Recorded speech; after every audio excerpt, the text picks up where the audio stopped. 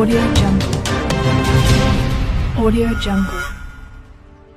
నర్సరావుపేటలో MLA Chandravada Aravind Babu media సమావేశం. YCP ప్రభుత్వంలో తిరుపతిలో అనేక అక్రమాలు జరిగాయి. దేవుడి మీద ప్రేమ లేని వ్యక్తిని జగన్ అధ్యక్షుడిగా ఉంచారు. టీటీడీ లడ్డులో స్వచ్ఛమైన ఆవు నెయ్యిని మాత్రమే వాడాలి. భక్తుల మనోభావాలు దెబ్బతినే విధంగా వైసీపీ నేతలు వ్యవహరించారు. మాజీ సీఎం జగన్మోహన్ రెడ్డి ఈ విషయంలో ఎంతో సిగ్గుపడాలి. తప్పు చేసిన వారు ఎంత పెద్దవారైనా కూటమి ప్రభుత్వం విడిచిపెట్టరు.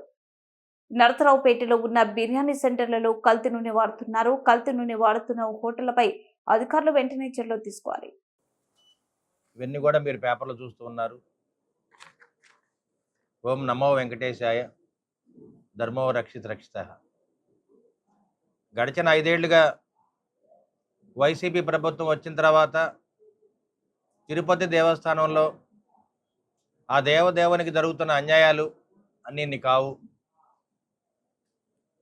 ఒక హిందూ ధర్మ సాంప్రదాయ ప్రకారము కాకుండా దేవుని మీద ప్రేమ లేని ఒక వ్యక్తిని తెలుగుదేశం టీడీటీ బోర్డు చైర్మన్గా పెట్టడం, ఎవరైతే మరి సీనియర్ అర్చకులు ఉన్నారో, ఎన్నో సంవత్సరాలుగా పనిచేస్తున్నారో వారిని కూడా తీసివేయడం జరిగింది. ఎంతోమంది అధికారులు మార్చడం జరిగింది. ఇటువంటి కార్యక్రమాల్లో మరి అక్కడ ఎన్నో తిరుపతి దేవస్థానంలో జరిగే కార్యక్రమాలన్నీ కూడా అన్యాక్రాంతమైనవి. అవినీతి దుర్మార్గాలన్నీ పెచ్చిమీరిపోయినాయి. ఇటువంటి కార్యక్రమాల్లో అక్కడ జరిగే అన్నదానం కూడా సరైన రీతిలో లేదు, సరైన క్వాలిటీ కూడా లేని పరిస్థితి. ఇవన్నీ కూడా చాలాసార్లు పేపర్లకు రావడం జరిగింది. అదేవిధంగా తిరుపతి లడ్డు ఆ దేవదేవుని యొక్క స్వరూపాన్ని మరి భక్తులందరికీ కూడా ఇవ్వటం జరుగుతుంది. మరి స్వచ్ఛమైన ఆవు నెయ్యిని వాడాల్సిన పరిస్థితిలో ఇంతకుముందు ఎవరైతే ఆవు నెయ్యిని సప్లై చేస్తున్నారో వారిని కూడా తీసివేసి వేరే కాంట్రాక్ట్ పెట్టుకోవటం ఈ వైసీపీ ప్రభుత్వం చేసిన దుర్మార్గం. ఒక లడ్డుని ఒక స్వచ్ఛంగా తయారు చేయాలంటే ఒక స్వచ్ఛమైన ఆవు నెయ్యిని తీసుకోవాలి.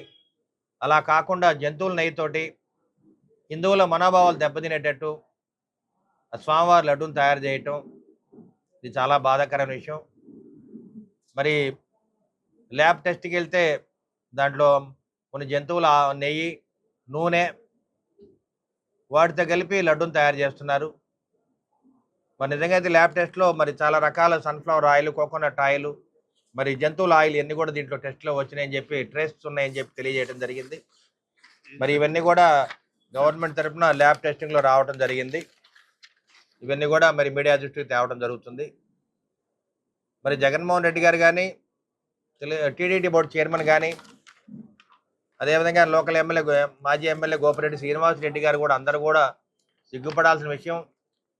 హిందూ ధర్మానికి ఆ దేవదేవుడికి ఎక్కడ కూడా అన్యాయం జరగడానికి వీల్లేదు. స్వచ్ఛమైన హిందూ సంప్రదాయాన్ని పరిరక్షించాలంటే ఆ దేవదేవుని కాపాడుకోవాలి. ఆ దేవదేవుని స్వరూపంలో ఉన్న లడ్డుని కాపాడుకోవాలి. స్వచ్ఛమైన లడ్డుని తయారు చేయాలి. స్వచ్ఛమైన నెయ్యిని, ఆవు నెయ్యిని ఉపయోగించి ఆ లడ్డును తయారు చేయాలని చెప్పి మీడియా ముఖంగా తెలియజేస్తున్నాము. ఇవన్నీ కూడా అక్కడున్న ఈవో కూడా బయట పెట్టడం జరిగింది.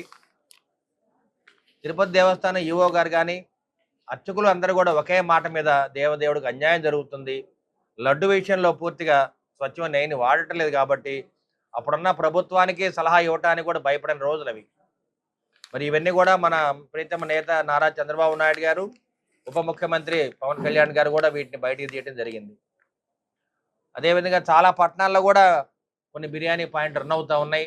ముఖ్యంగా నర్సరావుపేట పట్టణంలో కూడా 4-5 బిర్యానీ పాయింట్లో కూడా మరి స్వచ్ఛమైన నెయ్యిని వాడకుండా, నూనె వాడకుండా మరి జంతువుల నెయ్యిని వాడి బిర్యానీ మంచి రుచిగా తయారు చేస్తుంటే ప్రజలు ఎగబడి తింటున్నారు. మరి వీటి మీద కూడా ఫుడ్ ఇన్స్పెక్టర్ కానీ వీళ్ళందరూ కూడా దాడులు చేసి చర్యలు తీసుకోవాలి. ఇవాళ ప్రభుత్వం యొక్క ఆర్డర్ ఏంటంటే ఎక్కడైతే బిర్యానీ పాయింట్లు ఉన్నాయో స్వచ్ఛమైన మరి నూనె వాడుతున్నారు లేదో తెలుసుకోవాలి. మరి చాలా చోట జంతువుల కళేబరం నుంచి వచ్చిన నూనెని వాడి మరి బిర్యానీ పాయింట్ తయారు చేస్తున్నారు కాబట్టి మరి చాలామంది ఆరోగ్యాలు పాడైపోయే పరిస్థితి వాడు ఉంది. కాబట్టి ఎక్కడైతే తిరుపతి దేవస్థానంలో తీగలాగితే దొంకంత కదిలినట్టు రాష్ట్రం మొత్తం కూడా ఎక్కడైతే హోటల్స్ ఉన్నాయో, బిర్యానీ పాయింట్లు ఉన్నాయో వాటి మీద కూడా చర్యలు తీసుకోవాలని చెప్పి వాళ్ళ గవర్నమెంట్ ప్రయత్నం చేస్తుంది. వీటన్నిటిని కూడా దృష్టిలో పెట్టుకొని మీడియా వాళ్ళు కానీ మరి ప్రజలందరూ, భక్తులందరూ కూడా దీని మీద దృష్టిలో పెట్టుకొని ఏదైతే ఎక్కడైతే అన్యాయం జరుగుతుందో